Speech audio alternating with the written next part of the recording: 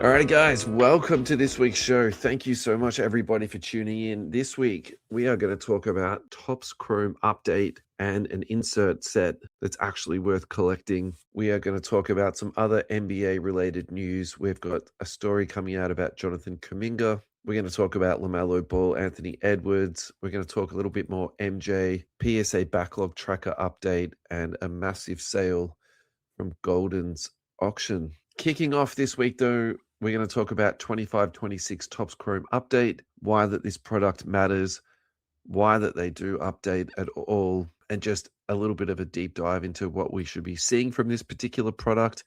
And also, I've actually found something that I think is genuinely worth collecting. So if you're an insert set collector like myself, and you also like sets that have fantastic artwork, stick around because we're going to talk all about that. So I think the first thing, just to briefly outline, is why does Topps Chrome basketball matter?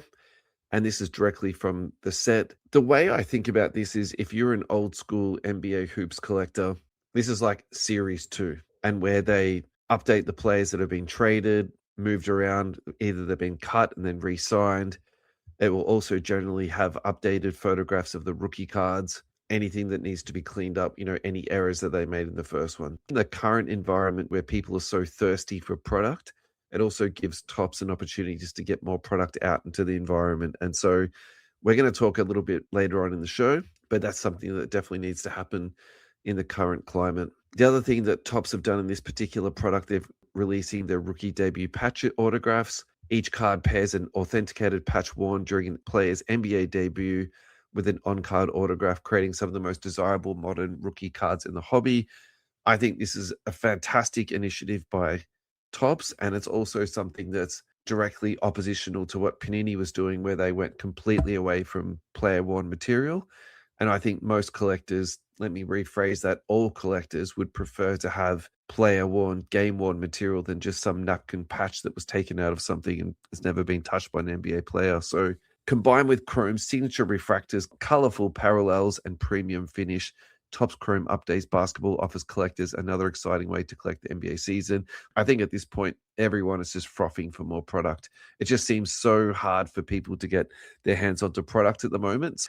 To be able to see something like this coming out now is just absolutely, it's just cool. It's just really good. The two cards I did want to talk about, though, is this one here, the Alter Egos. This 10-card set transforms each player into a dynamic, illustrated, super-powered persona, blending on-court identity with graphic novel style. It's really good to see them do original content like this, because I think some of the stuff they're releasing earlier, there was that Downtown ripoff, and it just didn't seem to have the originality that was needed throughout the insert sets. Like, there was some nice inserts along the way, but I think this for me is the best one that's been released so far. They've just absolutely nailed this on the head. The artwork is absolutely fantastic. The people who are actually in the checklist are just absolute all bangers, and that's what you want with a small checklist, something that you can actually get around and collect. You don't want a lot of filler into it. And also, too, I love how they've played into the players' nicknames and then brought that out to the artwork. So Slim Reaper for Kevin Durant. We got the King for LeBron James, and I'm sure that this will absolutely appeal to his ego.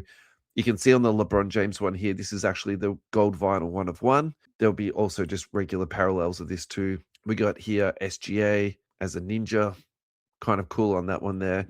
I'm sure there's going to be heaps of gags around that being redrawn, him flopping. Cooper Flag with the main event, spelt as in the city of Maine. Ja Morant, and they've leaned into a stunt show themed card onto that one there. Con Canapple with a Con Air / Hornets theme on that one there. The total checklist is LeBron James, Cooper Flag, Steph Curry, Wemby, Con Canapple, Nikola Jokic, Kevin Durant, SGA, Ja Morant, and also James Harden, which I think for me is a little bit of a funny one. I think Anthony Edwards probably would have been better at this point, but that's my biggest complaint out of this list. So it's really nothing. The other one they probably could have done that would have gone down really well, particularly after they won the championship, was Jalen Brunson. That would have been an absolute banger. If that's the biggest complaint I've got about this, it's no stress at all. This is from 2025 Topps Chrome Update. This is obviously not a basketball thing, but this is where they've got the influence for this particular alter ego set to come from. And actually, really interestingly, The artwork is by Michael Blaskowicz. And actually, the whole idea behind his artwork is a philanthropic mission where he was trying to do pictures for people. They would sell it at auctions, they would sell it at charity events, and they would bring it through. So then his artwork's now being brought into Topps products, which I love that type of stuff. That's like a super cool thing. So this is done really well in a different set, and they've brought that across to NBA. So that's a really cool origin story on that one there. The other thing to point out too is these cards here, the Minions cards. Now, these are allegedly case hits and SSPs.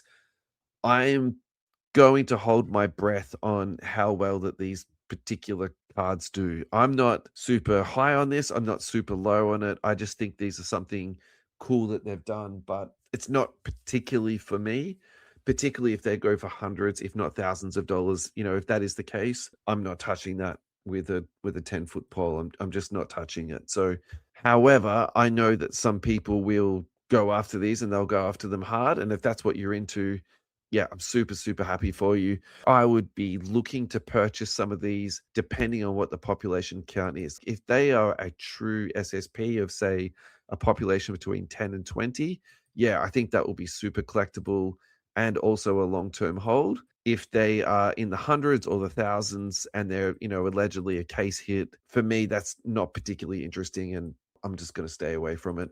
In terms of pricing on this product, it's still very, very early days, so this could go up, it could go down. I suspect with Chrome, though, this is only going to go up. Breaker's Delight is selling for $5,000 a box. This is from our friends at mintcollectibles.com.au. Not a sponsored or paid ad. This is just some information I found online. The pre-order box on the Topps Chrome update is $3,000. Topps Chrome hobby box is $1,300 and the value box is $110. So I've been reading a bit online about this recently, what Topps is doing with the pricing, and essentially they're just removing out the middleman in terms of scalping and just putting the price right to what the secondary market price would be. I get the feeling that's what we're seeing here. We've seen higher from Panini, we've seen lower from Panini. It definitely depended on the cycle, the rookies that were in the product and all that type of stuff. So I'm not going to throw shade at this. We have seen the products go down after release date. So that's something if you feel confident in waiting for. I've read online that allocation off the Topps website was sold out, not instantly, but it did get sold out, and that there's still some product available at, say, for example, at Target. But again, that's all sold out also. So yeah, you just have to wait and see what's going to happen with that.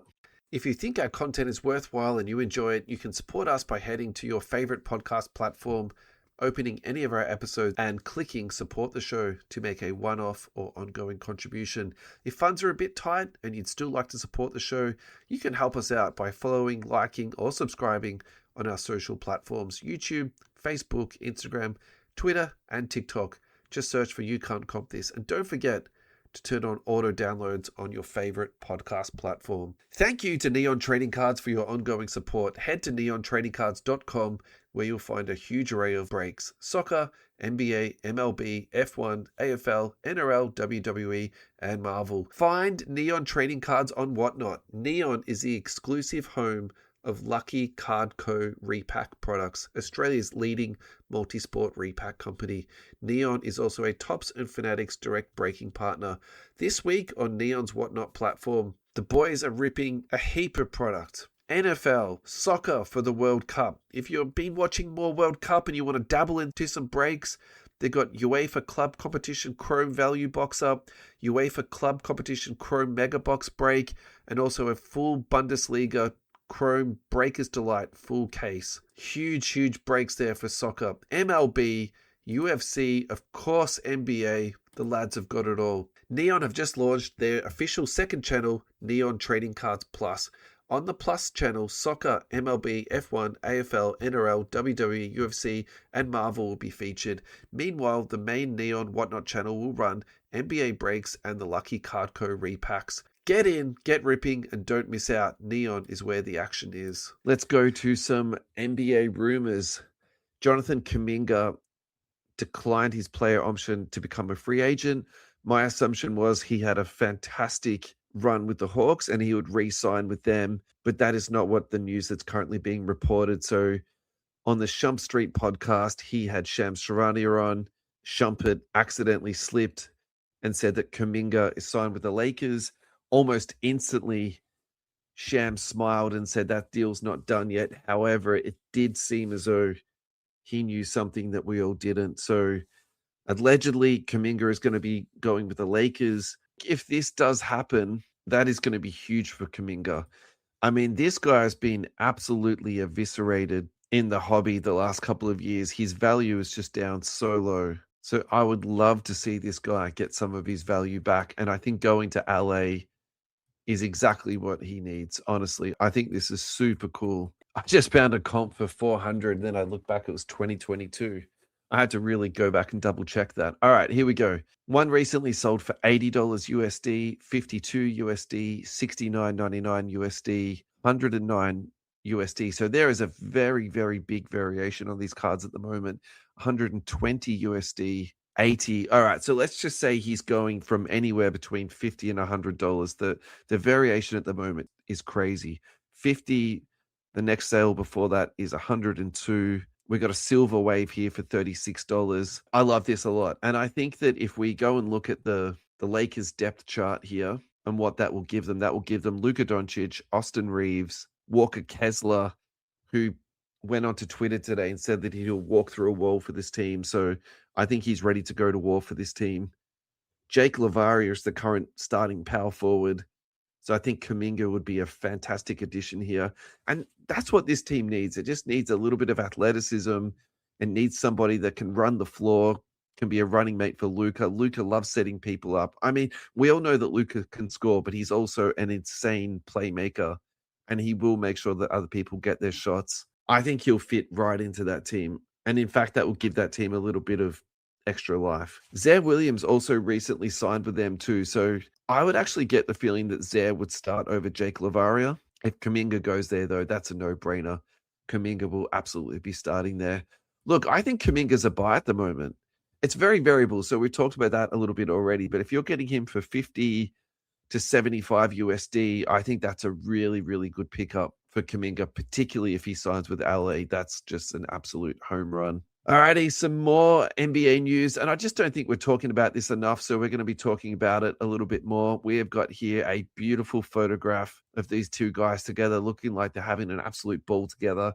It is LaMelo Ball and Anthony Edwards. This is going to be an absolute sick duo. This is going to be my League Pass team straight away. Like, that's it. I'm watching the Wolves every day this season. I cannot wait to see how this team plays out. Let's just check some prices. I want to see what's happening with Anthony Edwards. I want to see what's happening with LaMelo. LaMelo has to be up. Like, there is just, I will be shocked. Let's just look at the last 3 months just to get a bit better of an idea. So for Anthony Edwards, the population on his card is 2,200. The last 3 months, he's up 3.3%. And the last month, he's actually down 5%. That's super interesting to me. I did not expect that. LaMelo Ball has to be up.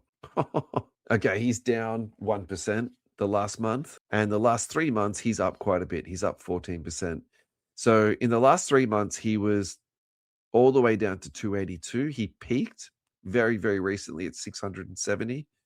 And he's back down to 455 now. This is actually a very, very safe buy at the moment. Check out the population on that too, just 445. When you see a population of 2,000 plus on Edwards and then just a population of that of 445 on that, yeah, I really like that a lot actually. LaMelo Ball, I'm putting him down as an A plus buy at the moment.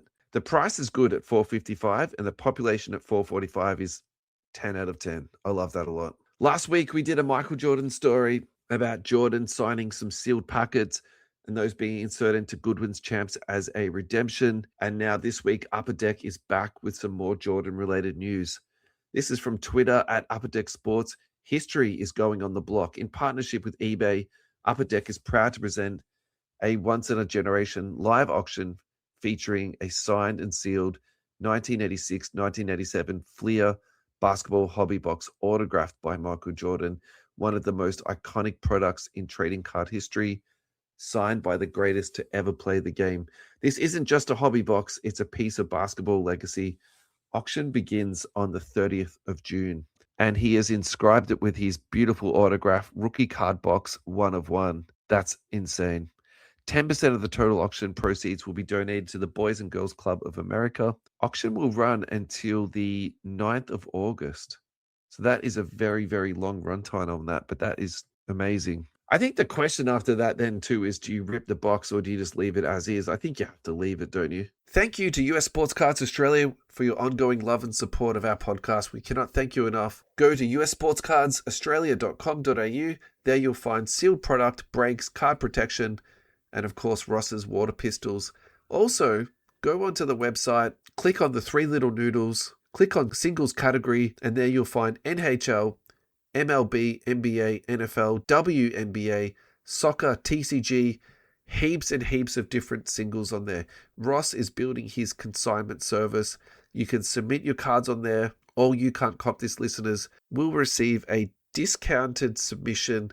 Just write You Can't Cop This onto your submission form. Let's check out what's for sale on the website at the moment. I've clicked on NBA and singles, and I found a Wemby rookie card for sub $10 AUD. It is the Mosaic Basketball Victor Wembanyama card for $9.60. Keep up the great work, Ross, and thank you to US Sports Cards for your ongoing love and support. Alrighty, while we're talking about insane things being autographed, I know this is not basketball card related, but this is something that is not going to happen very often. This is from Instagram, Jeremy Padawer.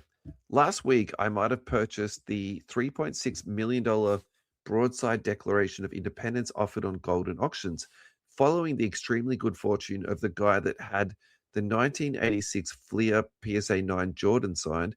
I did the same. Large signature across the bottom. PSA graded a very good EX4 autograph 9. This is the highest grade ever given to a broadside copy of the Declaration of Independence.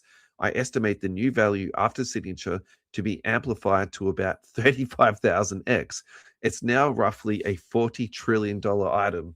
I'll be bringing this to Fanatics Fest later this week. See you there. Let's go. I mean, I think this guy is a little bit unhinged, but at the same time too, that's insane. That is super, super cool. I mean, good on this guy. Like, if you're into history and you're into basketball and you're into Michael Jordan, the GOAT, and you can afford all of this, like, go nuts, man.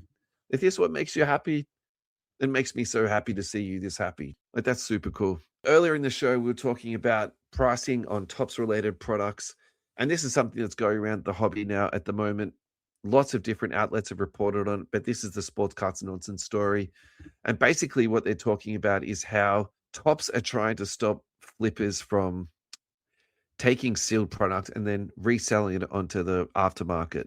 So what they're doing now is, if it's coming directly from Topps, the box will be cut so that the seal is partially removed. I don't believe they're removing the entire seal from it, just enough to break the seal.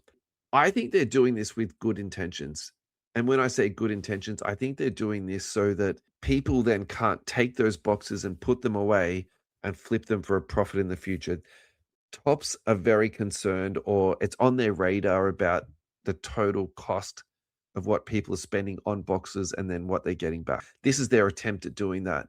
What my concern is actually this is not going to stop the problem, and people will still sell them on the resale market. But what this now does is lets people open up the boxes, potentially search for packets, get out the good cards from the boxes, combine two boxes in together, and then sell that back on as a sealed box, because that will be the new norm that hobby collectors will be experiencing. The same thing will be done for breakers. Allegedly, Topps don't want retail to be broken. They want retail to be ripped. I personally agree with that sentiment. But again, all I think that's going to happen is breakers now have open boxes, and then the potential is there for the packs to be manipulated. So I actually don't believe in the greater good for the hobby. This is a step forward. In all eventuality, what I suspect is going to happen is going to have so many problems associated with this. They won't do this again. It'll be just like a one-off sort of thing. My other comment about this too, and this is a very strongly held belief I have about this, is once you sell a product, it's no longer yours to own. So what somebody does with it afterwards is completely out of your hands. So if the value of a sealed box goes up after you sell it at a retail price, I actually don't think you should be sad for people. Like, this is a way that people roll money back into the hobby. It's a way that people do engage with the hobby, and not all scalping is healthy for the hobby. I know that, I understand that, but flipping, people rolling around money in the hobby is a good thing. And actually we do need that, and we need it at all different price points.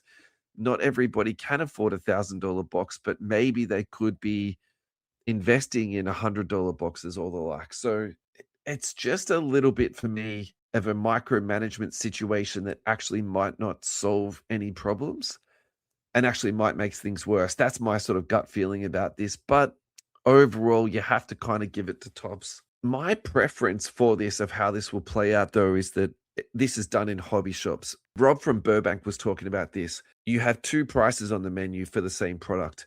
One is sealed and you take it away and it's, say, $200. I will open the seal for you now and you rip it in store and you have that in-store experience. The price is $110 or whatever the pricing works out to be.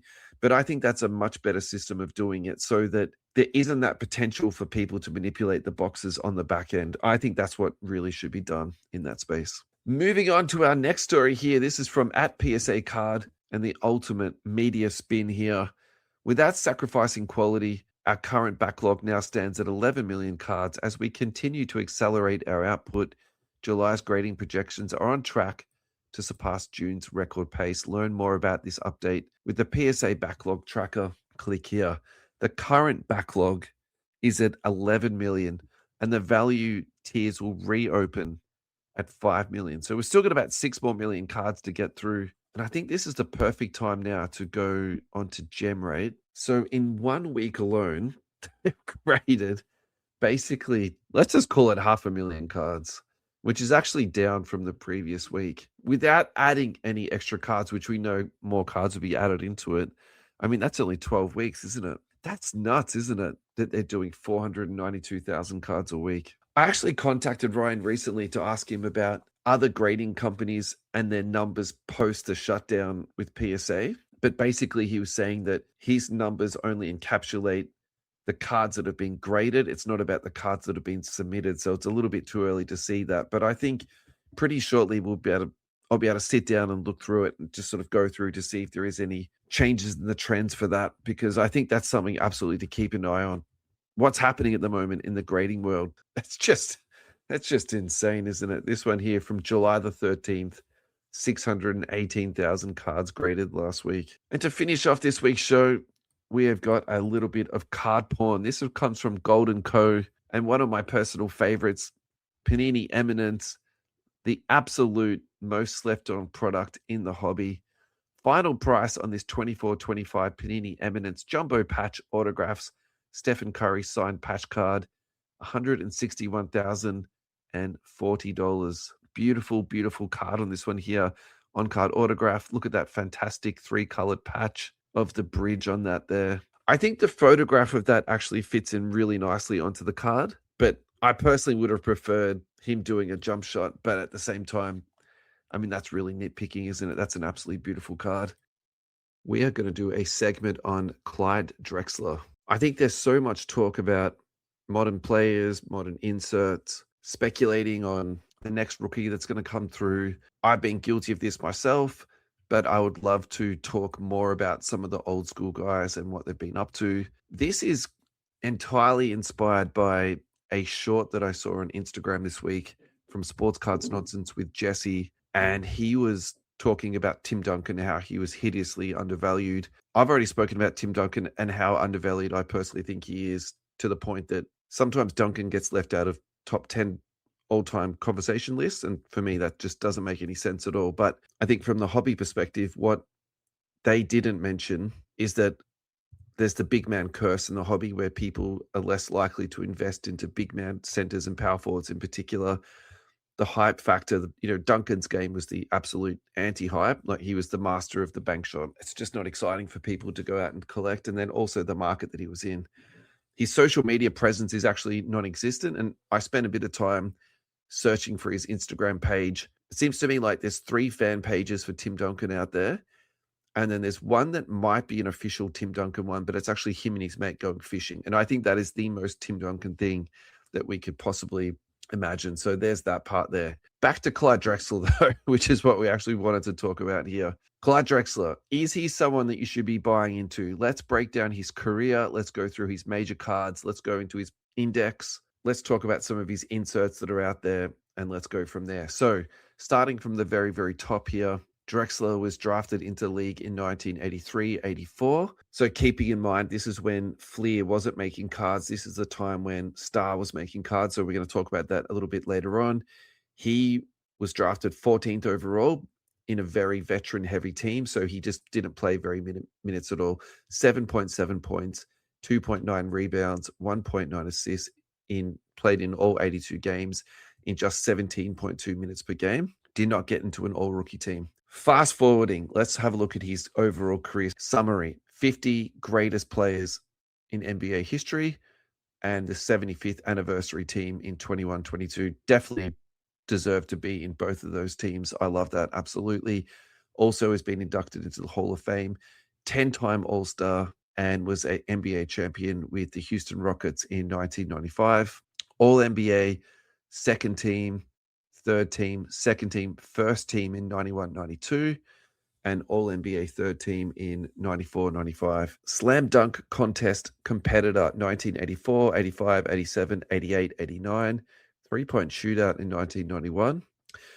43rd overall in NBA career points at 22,195. You would only expect that to go down at this point with the way that some of the guys are out there laying on points, and also too how players play for a lot longer than players did back in the day just because of all the medical advances. Points per game, 20.4 points for his career, which puts him 69th overall. Total rebounds, 6,125. Career assists, put him in for 39th. Steals per game at 2, which puts him in 12th all-time. It's an interesting one. I wouldn't have picked this one. 108 career playoff blocks, which puts him in for 71st. I can't read through all of these. I'll just try and pick out some of the interesting ones. Actually trying to find his fast break points. I reckon that if they do have a metric for that. All right, I'll finish off with some defensive stats because you guys know how I love defensive stats. Steals per 100 possessions, career 2.8, which puts him in for 53rd. Career NBA 2.8, which puts him in for 50th. And career in the NBA playoffs for steals per 100 possessions 2.5, which puts him in for 66th. Traded by the Denver Nuggets as a future 1983 first-round draft pick with a 1984 second-round draft pick, which became Steve Coulter, to the Portland Trailblazers for T.R. Dunn, and a 1983 first-round pick, which became Howard Carter. So the Blazers won that in an absolute landslide. Drafted 14th overall and then traded to the Houston Rockets in 1995, so 12 years later, with Tracy Murray to the Houston Rockets for Marcelo Nicola. I don't even remember that guy, but Otis Thorpe, I remember him being a massive part of that first championship team, and a first-round pick, which became Randolph Childress. So again, the Houston Rockets won that trade absolutely hands down. We've gone through who he was. Let's talk about his all-time highest card sales. So we've got here the dual logoman with Hakeem Olajuwon, and this sold just very, very recently, February the 8th in 26. Absolute banging uniform. They're both in that Houston Rockets uniform with the pinstripes on it. And if you remember the Charles Barkley commentary of that, he basically said it looks like you're in prison and that you're wearing a prison uniform. I actually didn't mind that uniform. I've actually got that jersey in my cupboard at home. So this is the 1-of-1 iMac dual RPA on-card autograph. This is absolutely beautiful. Authentic card, so they haven't had it graded, but the autograph has been graded a 10. And that's sold for $41,000. Interestingly, though, the card letter value on this is $70,000. So they've put this down as a huge plus for that buyer there. We've got the green PMG. This is an absolutely no-brainer, isn't it? 1997 Metal Universe PMG EX, excellent condition 5. This sold for $20,000. I mean, look, this is a very, very long-term purchase, I think, with this card here. But at the same time, I was in 2023 too, actually. So that would have gone up since then. I think that's a long-term hold, but I think that's an absolute win for that purchaser there. 2008, 2009 Upper Deck Exquisite Collection, all access triple logos, Logoman, Dominique Wilkins, Clyde Drexler, Spud Webb. That is absolutely sick, particularly if you are a dunk contest aficionado. And that's the only connection I can possibly think about those three players on that one there. That sold for $17,000.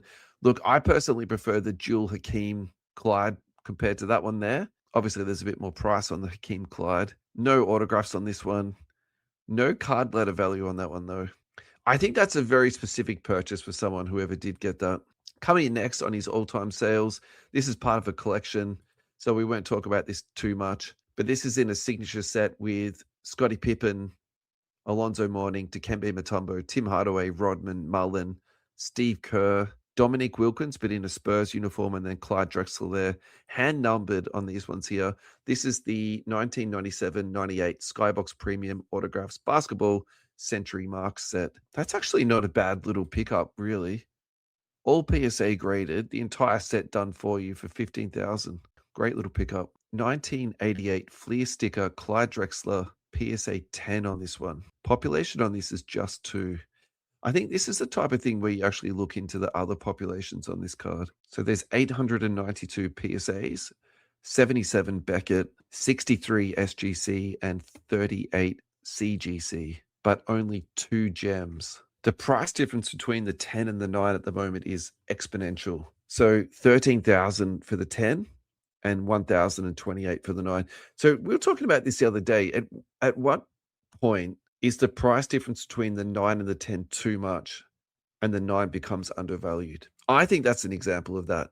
I think when there's a $12,000 price difference between the 9 and the 9 becomes the more logical purchase. I get why you would buy the 10 because of how scarce it is, with it only being 2. But it's not like there's hundreds of 9s. There's 39 9s. Yeah, I like that. Alrighty, up next we've got here the 2013 National Treasures Colossal Logoman Patch 3 out of 3, BGS 8.5 on-card autograph. This is him in an old school Portland uniform there.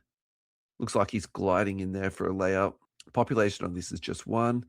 It sold for $10,000. And as much as I've been saying that should we be looking at old school guys, for me, when I see the price on that, yes, it's a Logoman, low pop, but at that price, for me, that's more of a PC only purchase. Like that's actually quite a lot for me to buy into it on it. Now we've had the green PMG. Let's talk about the red PMG. So this last sold in 2022. So we're going to see a lot more movement on this card here.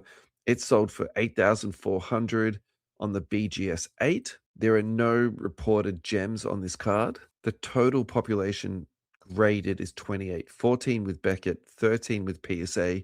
Highest graded with PSA is 7.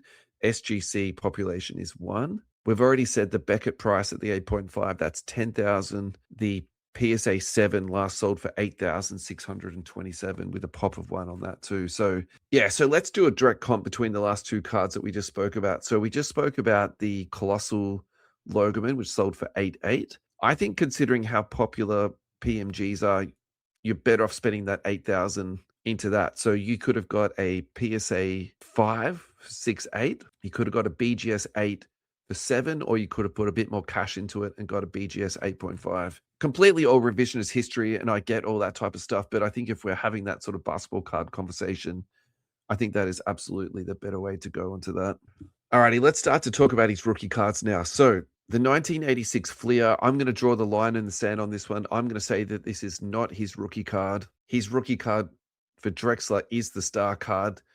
So let's just talk about this as a second year or third year card and nothing more than that. 1986 Fleer, rookie card PSA 10, sold for $10,988. The population on this is 366. I think we have to not be too critical of the person who purchased this, because this was last sold, well, this particular sale was in 2021, which is obviously during that COVID time. And I also think too, the narrative has changed a lot between what the Fleer card was in terms of rookie cards for people and now what the star card means for people. And I think what I'm trying to say with that in a very backwards way, I think when this card was sold, people probably considered this to be more of the rookie card, whereas now the narrative is more around the star card and how that is considered to be, you know, the true rookie card. So I think that has absolutely influenced that a lot. And very interestingly, Card Ladder now has the value of this card at basically $2,000. So that does sort of fit that narrative a little bit there. So this is the true Card Ladder statistics on this particular card. Total population on this card is 14,488. Total gems on this card is 580. And the gem rate on the 1986 Fleer Clyde Drexler is just 4%. So that is actually a little bit higher than some of the other cards that we've spoken about in the last couple of weeks. We've been talking about some cards having a 1% gem rate. So does that have a 4% gem rate? It's not It's not good, but it's not terrible. So this has actually got some very recent sales. On the 13th of July, this sold for 2,000. On the 7th of July, this sold for 2,000. Yeah, that makes a whole lot more sense. And I think that definitely reflects what is going on in the world at the moment in terms of what people think about the 86 Fleer card. 10,000 PSA cards, 2,000 Beckett's, 1,200 SGCs, 172 CGCs. I'm actually very surprised. I would have thought there'd be a lot more Beckett's on this card, just for the fact that Beckett was a much more dominant grading card company in the 90s and very early 2000s. All right, let's check out his star card. A little bit more difficult to find population stats on this card just for the fact that it's not in the card ladder index for some silly reason. 1983-84 Clyde Drexler rookie XRC sold on June the 2nd, 2026. So this is the most expensive sale I could find for the Drexler XRC. And just a bit of background information on this. This is from AI. So I don't agree with all of this, but I'll read it out, then I'll put my spin on it. While the 86-87 Fleer release is his standard rookie card, even though he was drafted in 83-84. So again, we've just spoken about that, how that's the narrative has changed on that. There is also an earlier and highly valued extended rookie card, XRC, issued by the Star Company.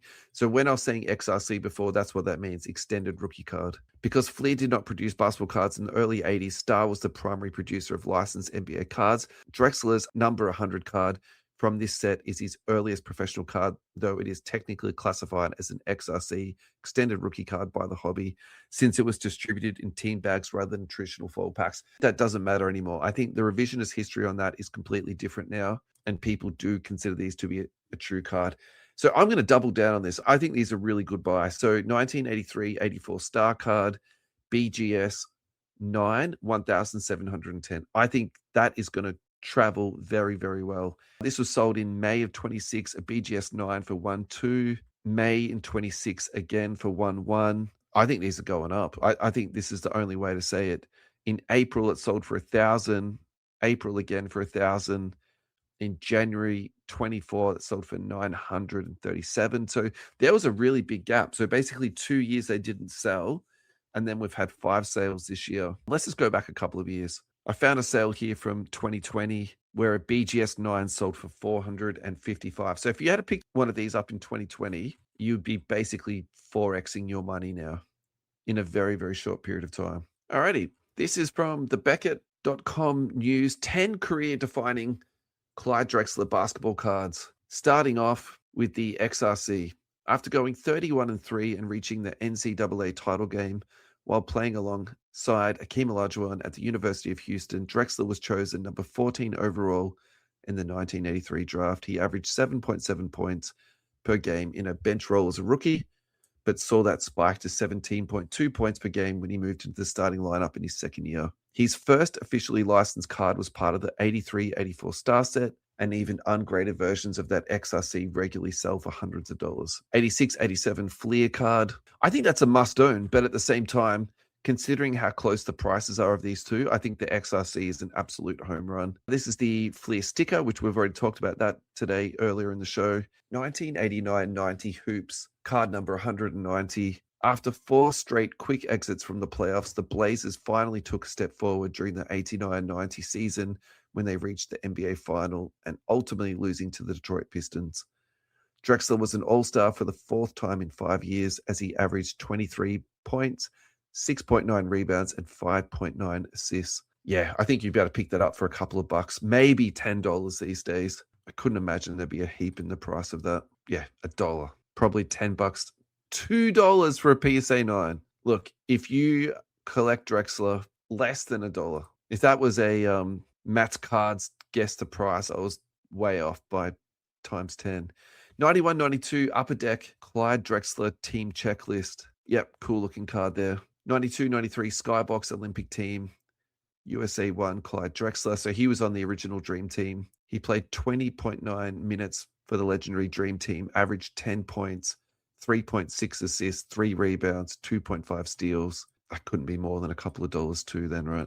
$1. Jordan 16 on that same card. $103 for the SGC 9.5 Jordan. Okay, there's a little bit of collectability in that set. 94.95 SP number 77 Clyde Drexler. I really like these cards.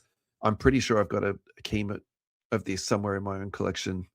That's a sick card. Beautiful photo on that one there. And I feel like we're starting to see a theme here. I don't think these cards are worth anything more than a couple of, look at that. That's not even $1. I mean, what are we talking about here? 6 cents for that card. If you're a Drexler collector, that's just an absolute home run. 96-97 hoops head to head. Clyde Drexler, Hakeem Olajuwon. The trade from Portland to Houston reunited Drexler with his college teammate Hakeem Olajuwon. The duo only played together for 3.5 seasons, but they made their mark as one of the most iconic tandems in NBA history. It was a sick tandem. They won a championship in their first half season together because it was a mid-season trade, $1 again.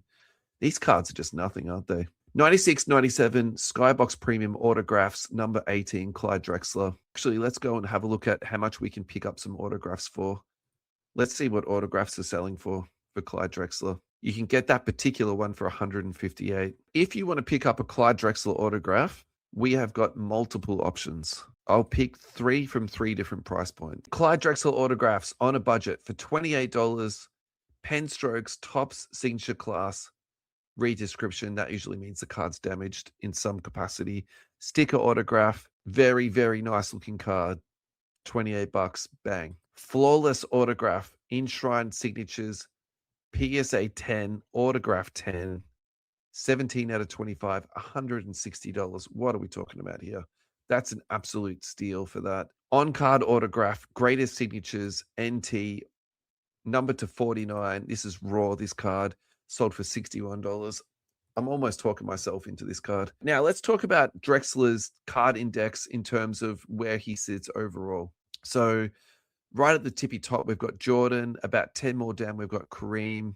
Another 10 more down, we've got Edwards. Further down the list, we go Hakeem, Scottie Pippen, Dirk Nowitzki. I'll start reading out some of the names from here because I'm starting to see Clyde Drexler.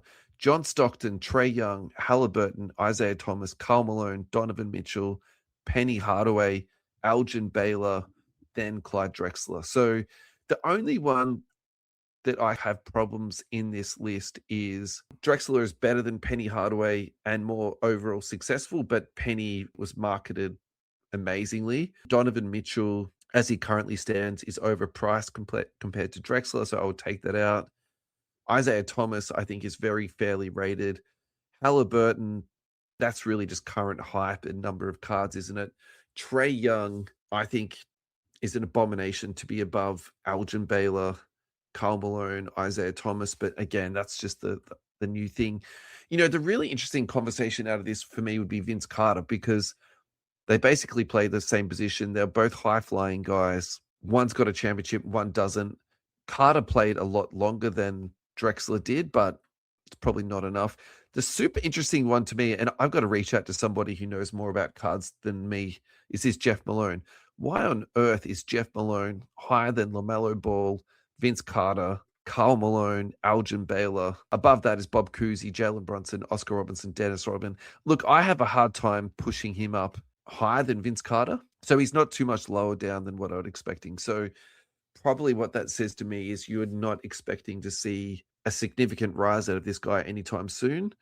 I think that XRC is a very, very, very safe purchase, though. I think that's actually all the conversation that we've had today. That's probably the most logical thing that I've actually found out of all of this. So thank you so much for everybody that did tune in today. I really, really do appreciate it. I hope you guys that did tune in did enjoy it. I'm going to catch you guys for another episode very, very shortly. Take care of yourselves, guys, and I'll catch you for the next one. Goodbye.